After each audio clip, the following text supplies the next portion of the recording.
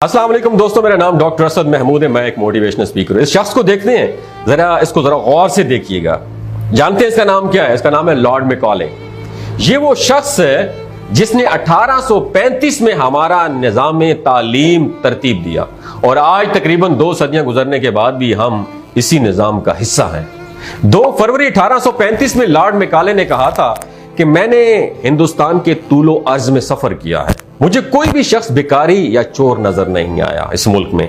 मैंने बहुत दौलत देखी है इस मुल्क में, लोगों की इखलाकी इकदार बुलंद है और समझ बूझ इतनी अच्छी है कि मेरे ख्याल में हम उस वक्त तक इस मुल्क को फतह नहीं कर सकते जब तक हम उनकी दीनी और सकाफती इकदार को तोड़ मोड़ के ना रख दें जो उनकी रीढ़ की हैसियत, हड्डी की हैसियत रखती है। इसलिए मैं ये तजवीज़ पेश करता हूं कि हम उनका कदीम निज़ाम तालीम और तहजीब तब्दील कर दें, क्योंकि अगर हिंदुस्तानी लोग ये समझें कि हर अंग्रेजी और गैर मुल्की शय उनकी अपनी अशिया से बेहतर है तो वो अपना कौमी वकार और तहजीब खो देंगे और हकीकतन वैसे ही मखलूक कौन बन जाएगी जैसा कि हम उन्हें बनाना चाहते हैं। जी हाँ, बिल्कुल, लॉर्ड मैकॉले ने हमारा निज़ाम तालीम मुरत्तब किया है। 1835 में इंग्लिश एजुकेशन एक्ट बनाया गया।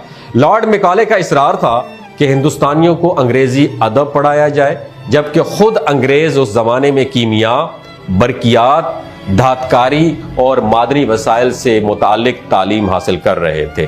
अंग्रेज अच्छी तरह जानता था कि साइंस और टेक्नोलॉजी पढ़ाने से मुल्क में मुआशी तरक्की की जानिब मुल्क गामजन हो जाता है, बल्कि जबकि उसके साथ साथ अदब की बात की जाए तो अदब पढ़ाने से मुआशी तरक्की बिल्कुल भी नहीं होती। हमारे मुआशरे में याद रखिए कि सबसे बड़ा अलामा, तालीमदान, प्रोफेसर, सियासतदान, जज, वकील, सहाफी, पुलिस अफसर वही होता है जिसकी इंग्लिश थोड़ी ज्यादा बेहतर होती है, फिर चाहे वो असल अलूम फनून की अलिफ बे जीम दाल से भी नावाकिफ हो।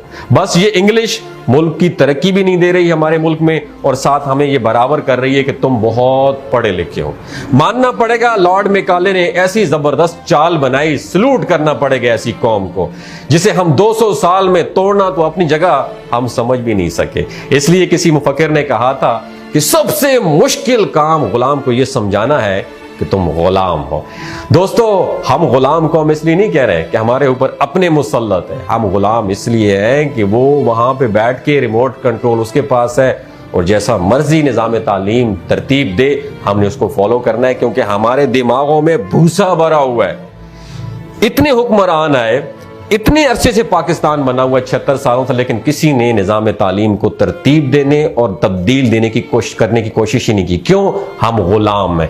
अगर हम चेंज करते हैं तो वो नाराज हो जाते हैं, अगर वो नाराज हो गए तो क्या बनेगा हमारे चंद लोगों का जिस वक्त पाकिस्तान में मुसल्लत हैं। हमें अपने निज़ाम तालीम को तब्दील करना चाहिए। हजरत दाऊद अलैहिस्सलाम और उनका बेटा हजरत सुलेमान अलैहिस्सलाम कौन थे? लोहार थे, यानी लोहे को नरम किया करते थे। और हजरत दाऊद अलैहिस्सलाम पर जो किताब नाजिल हुई वो ज़बूर, ये नज़मों की किताब थी, अल्लाह ताला की तरफ से इल्हामी शायरी की किताब है। हजरत दाऊद अलैहिस्सलाम को अल्लाह ताला ने बहुत खूबसूरत और पुरअसर आवाज़ अता की थी। जब आप अलैहिस्सलाम ज़बूर की तिलावत करते तो हर चीज़ आपके सामने झूमने लगती, लोगों के दिल नरम पड़ जाते। यानी नबी का पेशा क्या था?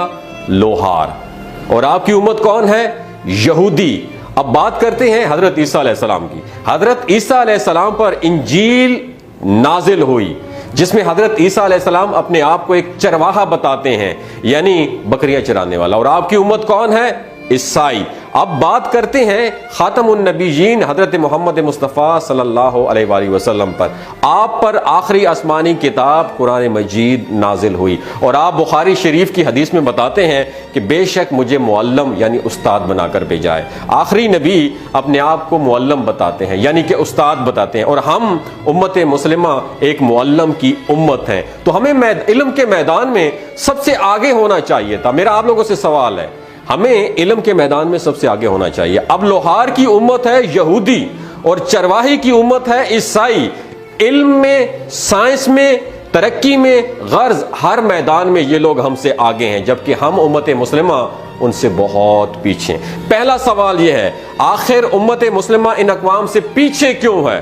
हजूर नबी करीम सल्लल्लाहु अलैहि वसल्लम जिनका लक़ब सादिक़ और अमीन था, मुसलमान तो उन्हें सादिक़ और अमीन मानते ही हैं, लेकिन कुफार और गैर मुस्लिम भी आपको सादिक और अमीन के लक़ब से पुकारते हैं। अब यहां मजीद दो सवाल हैं। जिनका नबी सादिक है उनकी उम्मत झूठी क्यों है? जिनका नबी अमीन है उनकी उम्मत चोर क्यों है? ये सवाल मैं आपकी गोश गुजार करना चाहता हूं। इन सवालों के जवाब आपने नीचे कमेंट सेक्शन में देने हैं। आखिर क्या वजह है कि हम बहसियत कौम उम्मत मुस्लिमा के इतने जलील व ख्वार क्यों हो रहे हैं? अपना और अपने साथ जुड़े रिश्तों का ख्याल रखिएगा। अगर आप ये वीडियो आपको अच्छी लगी हो तो इसे ज़रूर शेयर कीजिएगा। हो सकता है अल्लाह ताला इस वीडियो के ज़रिए किसी का दिल बदल दे।